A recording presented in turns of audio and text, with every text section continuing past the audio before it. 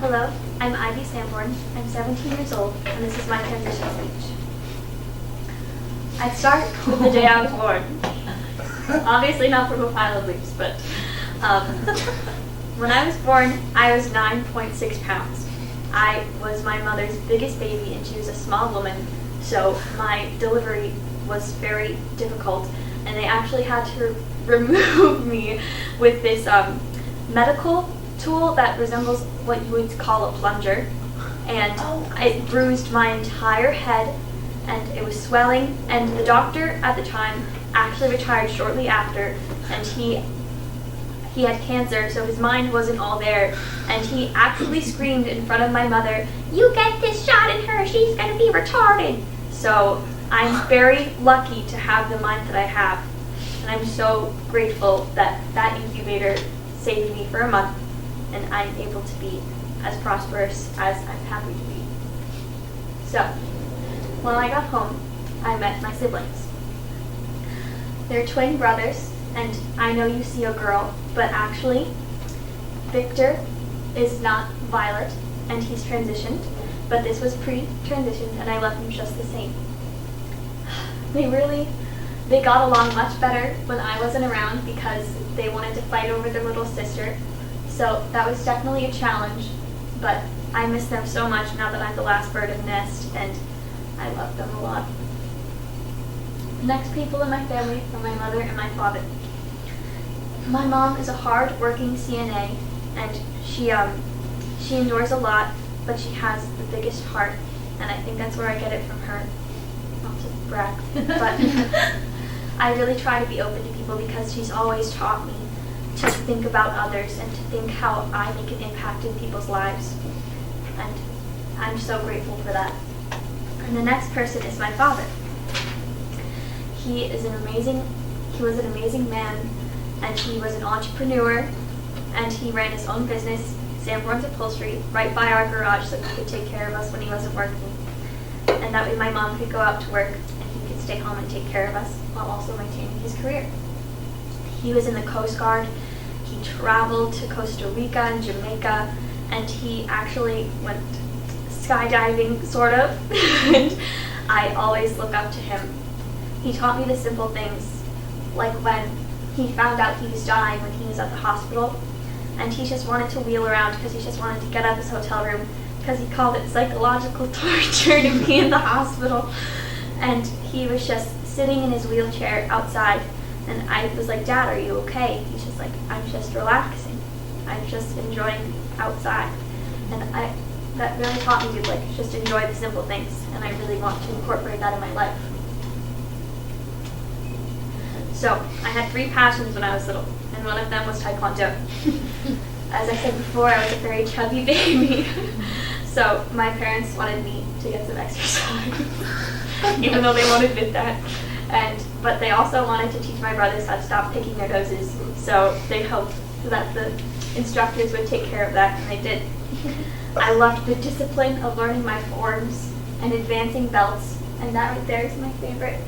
Friend John, he goes to Sumner, but we were inseparable because of Taekwondo, and I was so happy to meet him. And that's me at my first tournament on the left, and as you can see, I took it very seriously. Every year they would give out a participation award, but the year I got my black belt attitude award, I was just like, this is it, I'm such a good worker. And that definitely taught me discipline and working hard and getting reward because I worked for it, and that definitely inspires me. Another hobby I had was taking care of my animals. When I was younger, I had so many cats. I still have 8 cats. And I had a dog named Puppa, and she actually just passed away this fall, but I loved her so much, and I would always make sure my parents took her to the vet when they needed to and check for ticks for mommy cats, and I loved them all so much. But the day I realized I knew I needed animals in my future was the day I saw how much they were in danger. That was the day I went to the Bangor Fair. I was about 10 or so years old, and I saw that there was a live wolf attraction at the Bangor Fair, and I was like, oh, I want to go, I want to see a real live wolf. But then I didn't realize that they wouldn't be this magnificent beast that I was always pictured, because my dream at the time was to tame a wolf and to be my best friend. So I was expecting something so majestic, but when I got there, it was these small, like, emaciated wolves, and they were just so sad, and they were pacing, and I realized what a terrible thing I had done to pay to go there. And although it's hard to say, I'm happy that I did, because now I know how much they need me, and I'm happy that I know that animals need protection. Another passion I had was show choir. I'd always loved music, but the day in 2013 when MDIHS Mixed Show Choir came to my little Trenton Elementary School, I was in love. I loved seeing Katie Forthover and all those other characters just slaying their characters. And they weren't even students anymore. They were real people, but they weren't even people. They were like these beings, these entities, and I was like, I want to be that entity. I want to feel that presence on stage. And so I pursued. I went from a poodle girl to an orphan, to a gypsy, and back to an orphan. And I loved every second of it. I hated some of the rehearsals because I was just like, I can do better. But now I've learned that I need to actually practice more. And I'm happy that I've learned and pursued music, because I can proudly say that I have definitely come far. So today, I finally got that 2013 dream goal of being in mixed show choir and getting a lead. I was the Ice King in this year's mixed show choir, Ice and Fire and Ice. It was so hard actually being the king, and I had like no idea what I was doing half the time, and I really thought that Brahma made a mistake of making me the king. But then I realized that my confidence was the thing that was holding me back, and the lack of it. So I let loose. I worked hard, and I didn't put myself down, and that's why I think I did so well this year. Although I can always be in a chorus like I was in All State this year, as seen on the bottom left, I don't know if I'm going to be able to keep music in my life because of how financially unstable it is. But I really hope that I can, because I love it so much. And I still love animals. Karate didn't really make the cut. I stopped when I was 8 when I got my black belt. But I still today volunteer at the SPCA, which is something I always wanted to do when I was little, but I never could because I wasn't old enough, but now I am. So I get to go whenever I can. I love all of the cats there, and knowing that I made their day special, because so many of them will climb out of their cages to be on top of me and have me pet them, because they just want to be loved, and I love knowing that they were loved that day. I always wanted animals in my future, but I didn't know if that was actually going to be attainable, but I could make a difference. But I learned that I can when I met Blackie. Blackie was this big, fat black cat that no one would be able to touch because he wouldn't let them, because he was scared. It was obvious he had been abused when he was younger because he had a tear in his ear. And whenever I waved a toy at him, he would freak out because he hated the noise. So I definitely knew something was wrong and that he needed someone, but he wouldn't let anyone near him. One day, he was just lying on his little kitty post in the sun, and I just went up to him because I knew he needed me. And I reached my hand out to him, and after a minute of just getting closer and closer, he nuzzled me, and he was just infatuated with myself, and he was so happy to be with someone again and to love someone again. And later that week, he got adopted because I had warmed him up to society, and that just means the world to me that I can do that. My mom says I get my love of animals from my grandmother, and I really hope that's true. My person of influence is Eliza Thornberry from the Wild Thornberries. Eliza Thornberry was a girl who once saved a boar from danger, but actually that boar was a god, and he granted her the power to talk to animals. One day she was playing with a cheetah cub, but that cheetah cub got swooped up by poachers, and neither her nor her cheetah mother, the cub's cheetah mother, could capture the cheetah. So it really showed that nature is being taken from by people. That not even a cheetah that can run 70 miles an hour could catch up. So she pursues, in the movie, she pursues trying to find the cub and returning it home, and along the way, she loses her powers, but she saves an entire elephant herd because of her love and connection with them.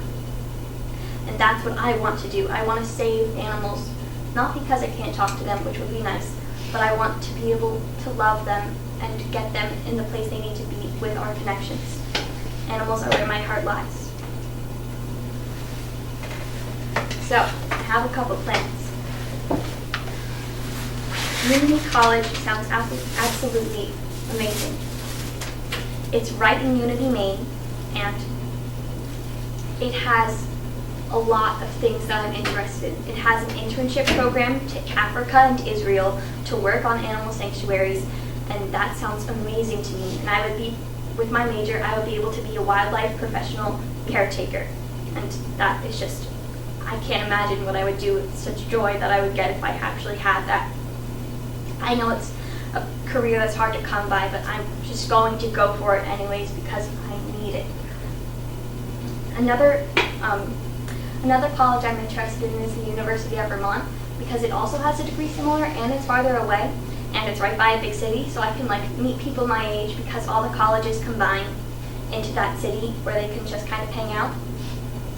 And I just think it'd be nice to have people my age because Unity College, although it's so specialized that if I don't like the people there or they don't like me, that it's going to be difficult to pursue my degree.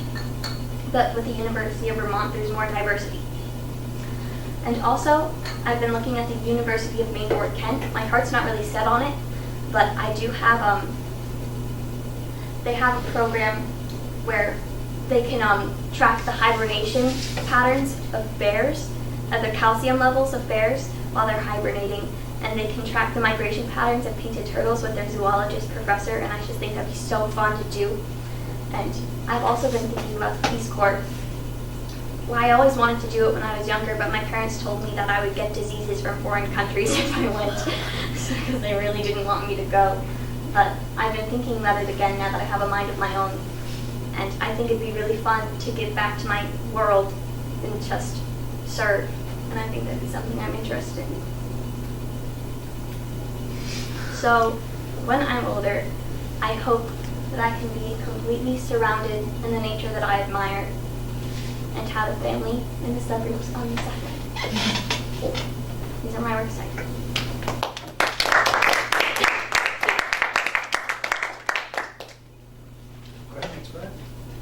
Hi, Rachel. Hi. Would you be interested in being a vet? Like what specific job? I wouldn't really want to be a vet because I hate working in hospitals. And the fluorescent lighting just really gets me. Like, I really need sunlight. I hate hospitals. So is that like being, do you think more about like wildlife rehabilitation or being like actual field biologist? Well, wildlife conservation and rehabilitation is the degree that I'd like to pursue. So, like, Unity also has a program where they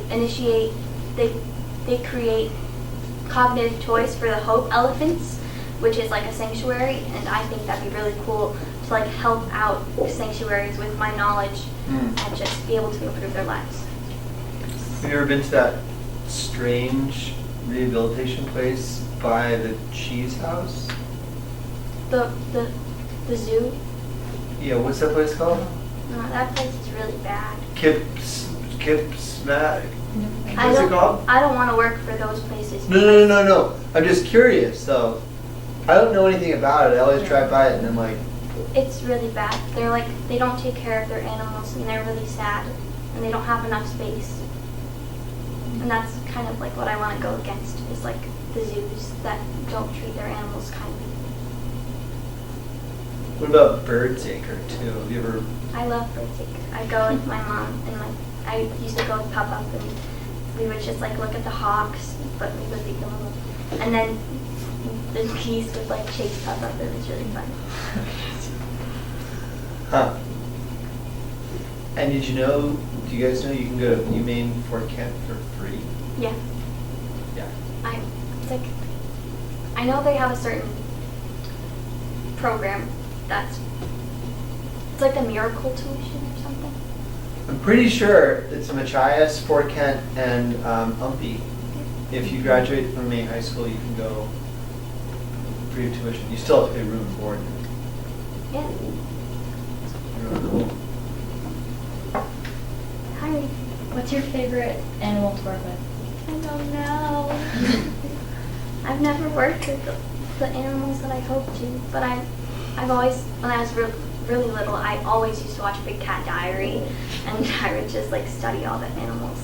And I also used to watch Dogs 101, and I could like had this little dog reference book, and I memorized all the breeds and all the characteristics, but I can't make up my mind. What animals do you want to look forward to working with? I want to look forward to working with gorillas, but I also want to look forward to lions, and just wolves really have my heart. You ever read about Jane Goodall? No, do you know who she is? You gotta read about Jane Goodall. So good, actually. I've heard about Nan Lincoln, who raised a seal. She gave me a copy of her book. Wasn't Andre from around here? Thank you. Thank you, Ivy.